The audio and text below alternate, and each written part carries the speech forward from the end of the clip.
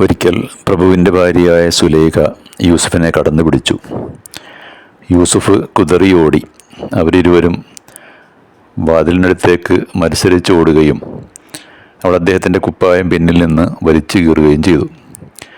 തത്സമയം യാദൃച്ഛികമായി അവരുടെ ഭർത്താവ് വാതിൽക്കൽ നിൽക്കുന്നത് ഇരുവരും കണ്ടു.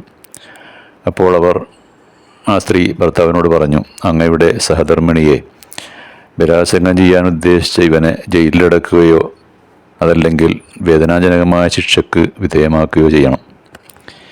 ഇത് കേട്ട യൂസുഫ് പ്രതികരിച്ചു, എന്നെ പാട്ടിലാക്കാൻ ശ്രമിച്ചത് ഇവരാണ്.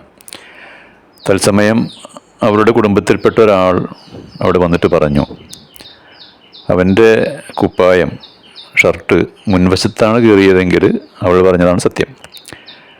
അവൻ നുണയന്മാരിൽപ്പെട്ടവനുമാണ്. ഇനി ആ കുപ്പായത്തിൻ്റെ പിൻവശമാണ് കീറിയിട്ടുള്ളതെങ്കിൽ അവൾ പറയുന്നത് കളവും, ഇവൻ സത്യസന്ധനുമായിരിക്കും. അങ്ങനെ പരിശോധിച്ച് നോക്കിയപ്പോൾ യൂസുഫിൻ്റെ കുപ്പായം പിന്നിൽ നിന്നാണ് കീറിയിട്ടുള്ളതെന്ന് കണ്ടു. ഇത് കണ്ട പ്രഭു ഭാര്യയോട് പറഞ്ഞു, ഇതൊക്കെ നിങ്ങളുടെ കുതന്ത്രങ്ങളിൽപ്പെട്ടത് തന്നെയാണ്.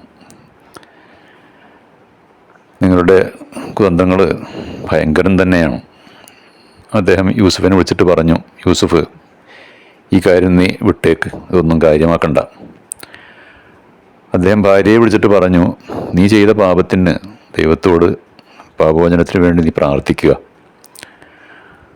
അരമന രഹസ്യം അങ്ങാടിപ്പാട്ടായി എന്ന് പറഞ്ഞതുപോലെ കൊട്ടാരത്തിൽ നടന്ന ഈ സംഭവം രാജ്യമാകെ പരന്നു.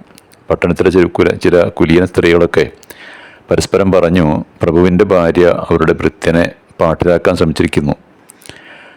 തന്നെക്കുറിച്ച് നാട്ടിൽ നടക്കുന്ന അപകീർത്തി പ്രചാരണങ്ങളിൽ ദുഃഖിതയായ പ്രഭു പത്നി ആ സ്ത്രീകളെ ഒരു സദ്യക്ക് ക്ഷണിക്കാൻ തീരുമാനിച്ചു. കൊട്ടാരത്തിൽ അവർക്കായി നല്ലൊരു സദ്യ ഒരുക്കി. അതിലാദ്യം അവർക്ക് നൽകിയത് ചില പഴങ്ങളും അത് മുറിച്ച് കഴിക്കാൻ വേണ്ടി ഒരു കത്തിയും അവരുടെ കൈകളിൽ കൊടുത്തു. അവർ പഴങ്ങൾ കത്തി കൊണ്ട് മുറിക്കുന്നതിനിടെ സുന്ദരനായ യൂസുഫിനെ അവർക്കിടയിലൂടെ കടത്തിവിട്ടു. അദ്ദേഹത്തെ കണ്ട് ആശ്ചര്യഭരിതരായ ആ സ്ത്രീകൾ അവരറിയാതെ തന്നെ അവരുടെ കൈവിരലുകൾ കത്തി കൊണ്ട് മുറിപ്പെടുത്തിക്കൊണ്ടിരുന്നു. അവരൊന്നടങ്കം പറഞ്ഞു, ഇതൊരു മനുഷ്യനല്ല, വിശിഷ്ടനായൊരു മലക്കാണ്. ഇത് കേട്ട ഉടനെ സുലേഖ അവരോട് പറഞ്ഞു, ഇവൻ്റെ കാര്യത്തിലാണല്ലോ നിങ്ങൾ എന്നെ അധിക്ഷേപിക്കുന്നത്. ഞാൻ അവനെ പാട്ടിലാക്കാൻ ശ്രമിച്ചിട്ടുണ്ട്, പക്ഷേ അവൻ അതിന് വഴങ്ങിയിട്ടില്ല. എന്നാൽ ഞാൻ കൽപ്പിക്കുന്നത് ചെയ്യുന്നില്ല എങ്കിൽ അവൻ ജയിലിലടക്കപ്പെടുകയും അവനെ നാം ഹീനരിൽ ഉൾപ്പെടുത്തുകയും ചെയ്യും.